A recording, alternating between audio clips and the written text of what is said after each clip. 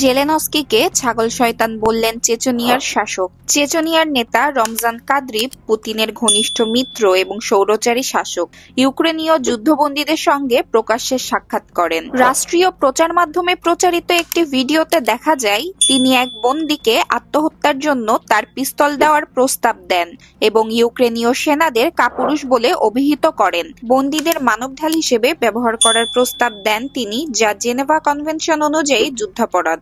এই সাক্ষাৎকারের আগেই ইউক্রেনের ড্রোন হামলায় চেচনিয়ার বিশেষ পুলিশ বাহিনীর একটি ব্যারাক ক্ষতিগ্রস্ত হয়। কাদিরভ ইউক্রেনের প্রেসিডেন্ট জেলেনস্কিকে ছাগল শয়তান বলে আখ্যা দিয়ে দাবি করেন জেলেনস্কি তাদের প্রতারণা করে রাশিয়ার বিরুদ্ধে লড়াইয়ে পাঠিয়েছে। 1999 সালে পুতিনের প্রতি আনুগত্য প্রকাশের পর থেকে কাদিরভ চেচনিয়ার বিরোধ দমনে কঠোর নীতি গ্রহণ করেছেন। তার বাহিনী ইউক্রেন যুদ্ধে অংশ নিলেও সাফল্য অর্জনে ব্যর্থ হয়।